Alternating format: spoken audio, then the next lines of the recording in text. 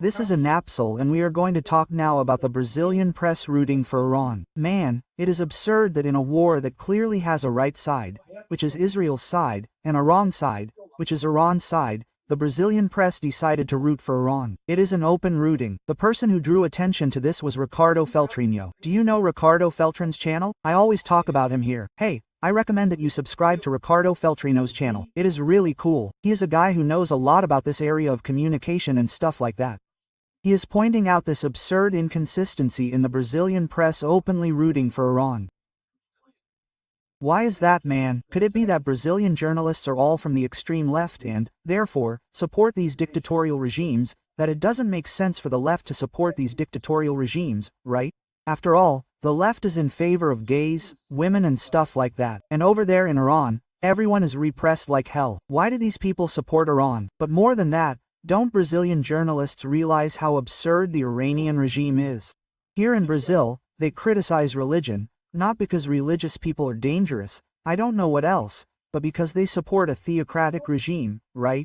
Iran is a theocratic regime. Let's understand this case here, because I think we can see two serious problems here. The first problem is this leftist obsession with Palestinians. This is the absurdly clear derivative of pure anti-Semitism. There is no other alternative. And besides, here in Brazil, we have the phenomenon of anti-Americanism. Let's talk about this subject. This news was suggested by Chuchu, I Love You, and several other people. Thank you to the people who suggested news on our new website, visatildo.com, and thank you to you who are watching our video. If you like our content, please like it and subscribe to the channel, okay? And remember that I've been following this war between Iran and Israel, right? I've been making daily videos about it. I've been following both the Ukraine and Russia situation, and Israel and Iran, which is actually the same war, right? Russia is Iran's ally, right? An axis of evil is already forming here in the world that includes Russia, Iran and North Korea. For now, there's a risk that China will join this axis of evil too. There's a risk that Brazil will join this axis of evil too. But for now, the axis of evil is Iran, Russia and North Korea. And oh, if you want to follow this here, you can find it on my channel Mundo e Revolução. I'll leave the link to the latest videos here from Israel and Ukraine about this war situation. Every day there's a video there with the news, what's happening, who made progress, who didn't, what happened. I recommend that you follow it there, because trust me, there is nothing more important in the world right now than this war, okay? Oh, but Bolsonaro is being accused by Alexander de Moraes. Is that important? Of course it is important. Oh, the Supreme Court is censoring. It is important. It is very important. Nothing is more important than these wars that are happening. This will define our world for the next 200 years. It will not be this Elmore case. It is clearly wrong. The Supreme Court is clearly wrong in censoring. This will be resolved. This war is something that can change the world, right? But then, if you want to follow this war, go to the Mundo Revolução channel. Now, the big question is why the Brazilian press is so friendly with terrorist dictators like the people in Iran, right? That is the case here, look. Iran shot down 10 fighter jets, bombed a supply base and blocked a British destroyer. They are openly saying this from here about everything that was said by Iran. What Iran tells them is true, right? Here, look. On the other hand, Israel says it destroyed Iranian fighter jets and the airport in Tehran. What's the problem with this story here? Israel destroyed Iranian fighter jets at the Tehran airport. That's documented. Israel destroyed Iranian fighter jets is documented. Here it is. Look at the infrared image here of Israel destroying Iranian fighter jets at the airport. There is ample evidence of that here. Oh, it was the Israeli media that said it, but there is evidence. It's obvious that's it. Whereas this thing about Iran shooting down 10 fighter jets and stuff like that, if you look here, look, this is the photo that people put up as proof of it. Just look at this, man. There's no way a jet could be that size. Look at the size of the people here. This is another photo they put up too, which is another absurd photo. If you look here, the shape of the wing in relation to the cockpit is completely wrong. It doesn't make sense. This was clearly generated by artificial intelligence, right? More than that, the fact that the engine is spinning, my friend, a jet engine doesn't work like that, man. If there's no air entering the turbine shuts down. It can't keep spinning or getting hot like it is here. So, in other words, this photo here is clearly artificial intelligence, just like this one here which is clearly artificial intelligence, Iran doesn't show anything and in fact didn't shoot down any jets.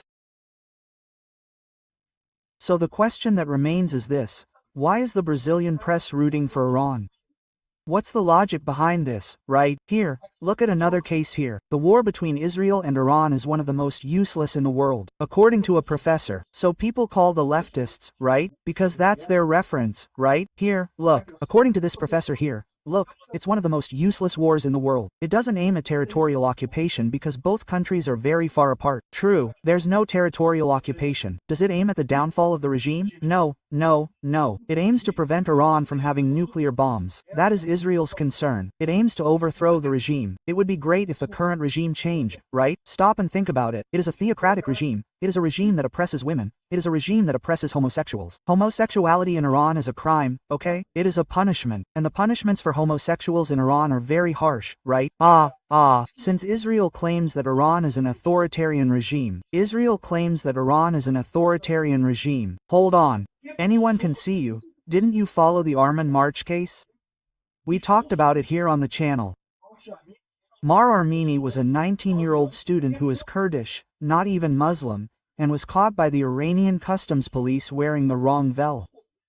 She put the veil on her head and it was wrong. It's not that she wasn't wearing the veil. She wore the wrong veil and then she was beaten by the police and ended up dying. She went to the hospital, was hospitalized for a few days and ended up dying in the hospital due to the beating she was given. Because she was, and wait, you're saying, oh, because Israel claims that Iran is an authoritarian regime that needs to be overthrown. What's this all about? It's obviously an absurd authoritarian regime, right? We know that when there's an external attack, the population unites around the government and not against it. Yeah, I don't know, okay? There are a lot of people in Iran rooting against the Ayatollah's regime there, especially because the number of Muslims in Iran is much smaller than the statistics suggest. You know that in Iran, in Muslim countries, apostasy is a crime, right? Apostasy is when you stop believing in religion, you become an atheist. That's a crime in Iran, right? You can even go from being a Muslim to a Christian, to a Zoroastrian, you can even change your religion, but if you become an atheist, that's apostasy, that's a death sentence in Iran, right? So, many people there say they are Muslims just so they don't have to say they are atheists, and the number of Muslims in Iran is decreasing, precisely because no one takes it seriously, right? And you can't say otherwise, you can't say you have another religion. So, yes, there is a large population in Iran that is against the Iranian government. Now, in the end, whether or not it changes the regime is secondary. What he's talking about here is secondary. What Israel doesn't want is Iran with an atomic bomb, which would really be a huge risk for all the countries in the region. The escalation in relations with oil stations is another dangerous thing. It hasn't happened since the war between Iran and Iraq, when there was mutual destruction, and this could allow Iran to attack Israel's oil and natural gas stations, which are very important. What is he doing wrong here? Iran attacked Israel's oil stations first. When Israel launched its first attack, it only targeted Iran's nuclear and military facilities. No attacks were made against Iran's oil facilities. Then Iran attacked the Haifa refinery, which is Israel's main refinery. Then Israel started attacking these Iranian refineries. Then the guy says, no, because it's absurd, Israel is attacking this. Wait a minute, no, wait a minute, Israel was the first victim, right? If there is an escalation in this sense, there could be global involvement and the price of oil could rise out of control. It's true, the price of oil could rise out of control. That's a fact, right? Then there's another guy here complaining. But what draws your attention to this whole story is that they only call people who are in favor of Iran. It's impressive, people criticizing Israel and stuff like that. What happens in this case, right? Well, I don't know, okay? Honestly, I don't know why these people root for Iran. It doesn't make any sense to me. By the way, Feltrin also explains very well here that story about why Israel invaded the Palestinians and whatnot. Which is a farce, right? That's not what happened, right? The Ottoman Empire that existed in this entire region here fell in the First World War, ceased to exist, simply dissolved into thin air. England and France occupied this entire area here. So, this entire area here was controlled by England and France. And then what happened? When the First World War ended, Israel already signaled its desire to return these territories to the people of the region, but at the end of the First World War it still didn't know how to do that.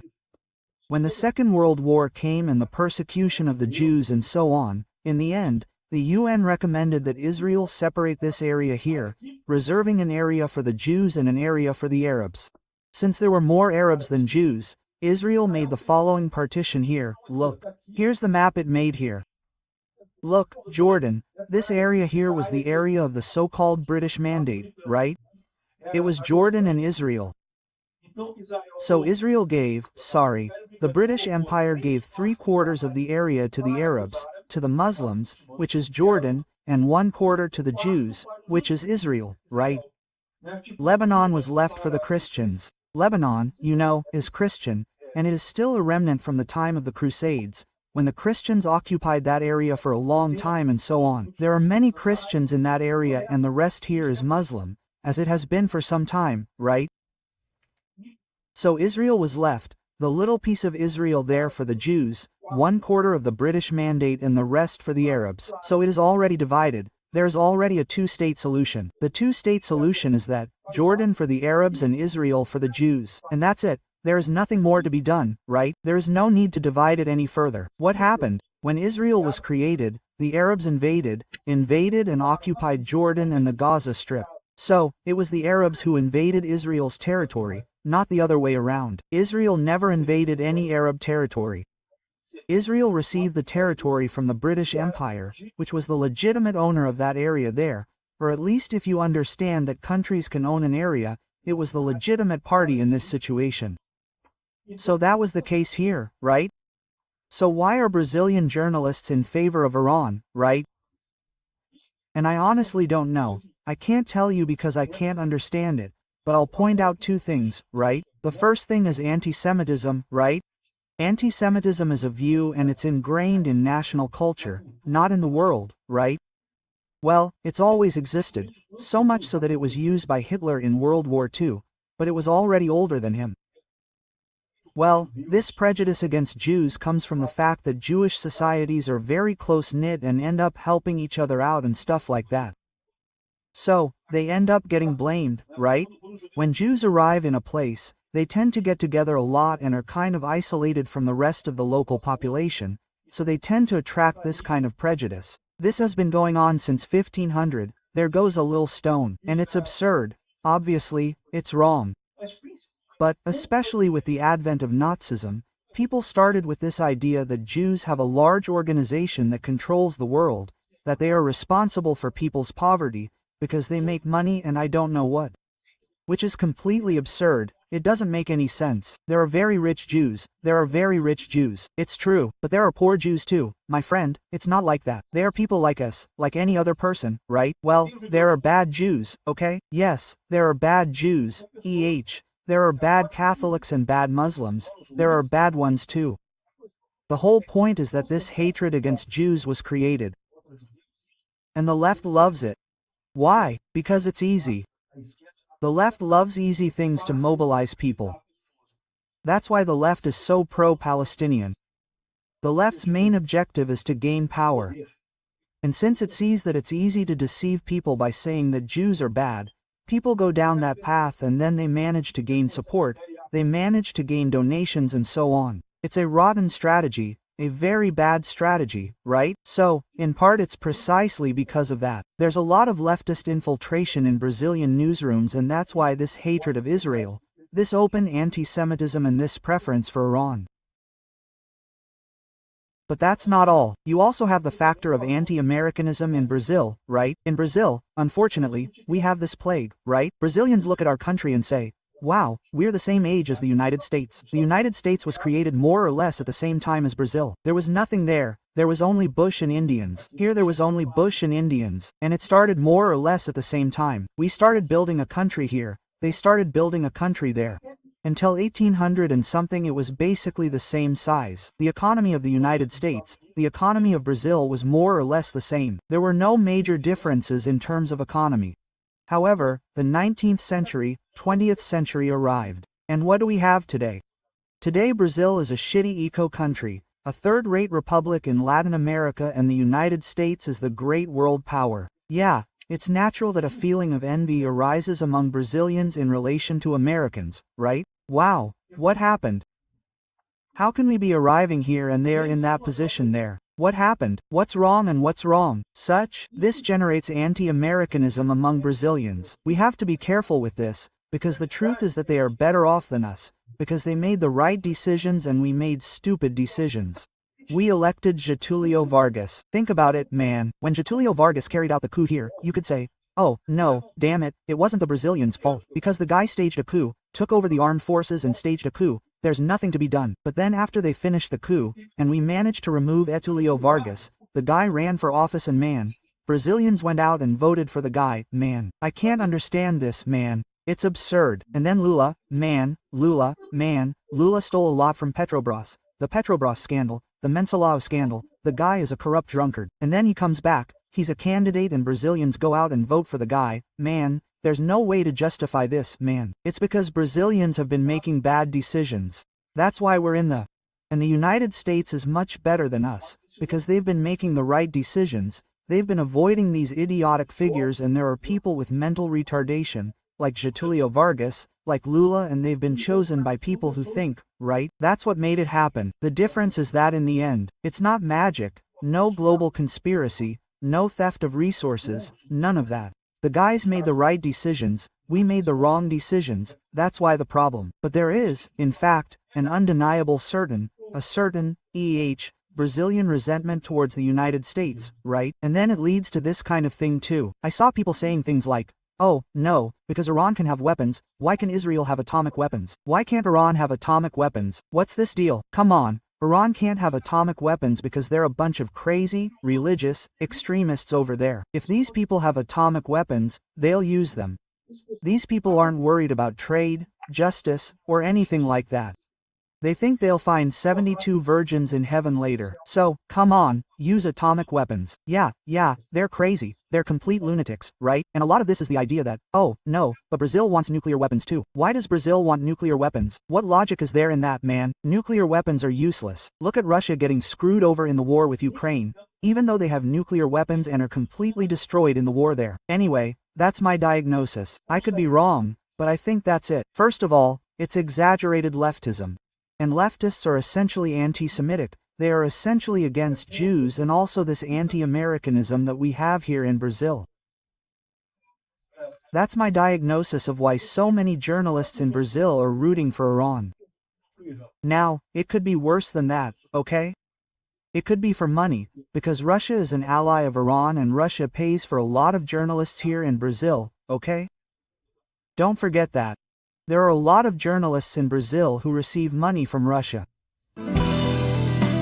Thank you for watching the video until the end. In addition to liking, sharing and subscribing to the channel, consider becoming a sponsor with values starting at $1.99. Click the Become a Member button below to learn about the conditions and benefits of sponsoring the channel.